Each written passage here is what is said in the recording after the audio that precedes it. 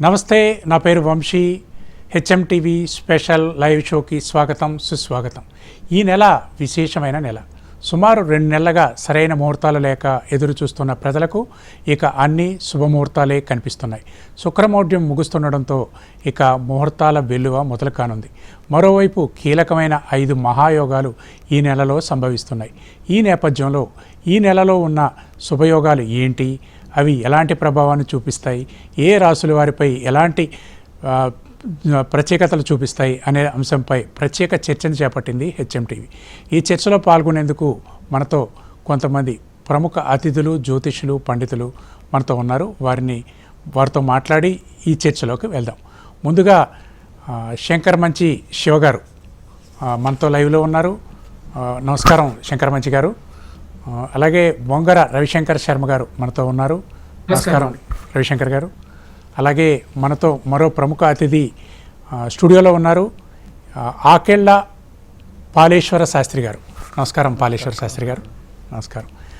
ముందుగా బొంగర రవిశంకర్ గారి దగ్గరికి వెళ్దాం. బొంగర రవిశంకర్ గారు, మనకి ఈ నెల అనగానే ఎన్నో ప్రత్యేకతలు కనపడుతున్నాయి. 2 నెలలుగా మనం సరైన ముహూర్తాలు లేక చాలా ఇబ్బంది పడుతున్నాం. ఇప్పుడు ముహూర్తాలు ఎప్పటి నుంచి ప్రారంభమవుతున్నాయి? 17తో మనకి శుక్రమౌఢ్యం ముగుస్తుంది. దీని తర్వాత వచ్చేవన్నీ మంచి ముహూర్తాలైనా ఏమున్నాయి? ఇక రాబోతున్నటువంటి ఫిబ్రవరి నెలలో వచ్చేటప్పటికి చాలా ఎక్కువగా ముహూర్తాలు అనేవి కనపడుతూ ఉన్నాయి. ముహూర్త విశ్లేషణ అనేది వచ్చేటప్పటికి మనకు గమనించినట్లయితే మార్చి 3వ తారీఖున మనకు వస్తున్నటువంటి గ్రహణాన్ని మించి మిగతా యొక్క సమయాల్లో 19వ తారీఖున, అదేవిధంగా 20వ తారీఖున అంటే ఉండేటువంటి ముహూర్తాలు అంటే మిగతా దినాల్లో కూడా ఉన్నాయి. ఫిబ్రవరి 26, 27, 28 వరుసగా, ఎందుకంటే చాలా రోజుల తర్వాత కూడా వచ్చేటప్పటికి మంచి ముహూర్తాలు అనేవి గోచరిస్తూ ఉన్నాయి. వీటిలో వచ్చేటప్పటికి ఏదైనా సరే ఒక ముహూర్తంలో వచ్చేటప్పటికి లగ్న విశ్లేషణ అనేది ముఖ్యం అన్నమాట. అంటే లగ్నానికి సంబంధించినటువంటి బలం.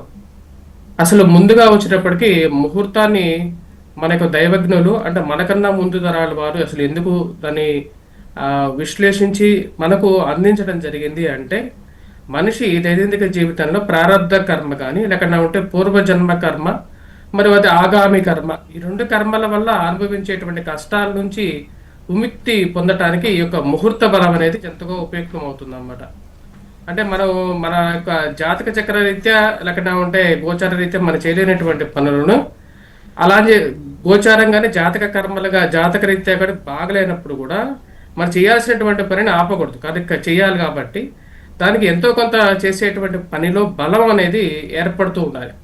అలా ఏర్పడడానికి గల కారకంగా వచ్చేటప్పటికి చేసేటువంటి సమయం అని నిర్ణయించడం జరిగింది. దాని ప్రకారంగా ఉండేటువంటి ఆ యొక్క సమయంలో ఉండేటువంటి గ్రహస్థితులు మనకు తోడ్పడి మనం చేసేటువంటి పనులు సఫలీకృతం పొందాలి అని చెప్పి శాస్త్రాన్ని వచనం అన్నమాట.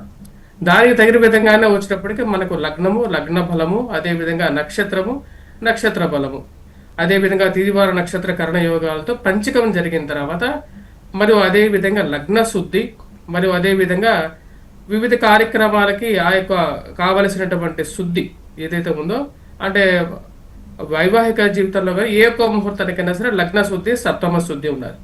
మిగతా విషయాలకు వచ్చేటప్పటికి కొన్ని ప్రత్యేక కార్యక్రమాలు అనేటువంటి మనకు నామకరణం కానీ లేకపోతే విద్యాభ్యాసం కానీ లేకపోతే మనం చేసేటువంటి వివిధ కార్యక్రమాలు, అంటే కొత్తగా ఒక వ్యాపారం ఆరంభించాలన్నా సరే ఆ యొక్క గ్రహాలు మరియు ఆ యొక్క స్థానాలు అనేవి ముఖ్య భూమిక పోషిస్తుంటాయి. దాన్ని బట్టే మన లగ్నాన్ని మరియు అదేవిధంగా మిగతా నక్షత్ర ఆ యొక్క జాతకుడి యొక్క ఎవరైతే ఆ యొక్క చేయబోతున్నటువంటి కార్యక్రమానికి ఎవరైతే ఆ యొక్క జాతక యజమాని ఎవరైతే ఉంటారో ఆ యొక్క యజమాని యొక్క నక్షత్ర రీత్యా తనకు ఆ యొక్క నక్షత్రం యోగాన్ని ఇస్తున్నదా ఇవ్వట్లేదా అనే విధంగా మన యొక్క నక్షత్రాన్ని కూడా పరిగణలోకి తీసుకున్న తర్వాత ఈ యొక్క ముహూర్తాన్ని నిర్ణయించడం జరుగుతుంది. ఇప్పుడు శుక్రమౌఢ్యమి అని ముగిసిన తర్వాత ఇప్పుడు రాబోతున్నటువంటి కాలం అంతా వచ్చేటప్పటికి మంచి అనుకూలమైనటువంటి కాలం. ఎంతోమంది వివాహాల గురించి ప్రయత్నం చేస్తుంటారు. అంటే వివాహాల గురించి ప్రయత్నం చేయడం తప్పలేదు, కానీ నేను ఇక్కడ ఒక ముఖ్యమైనటువంటి ఒక విషయం కూడా చెప్పాలనుకుంటున్నాను.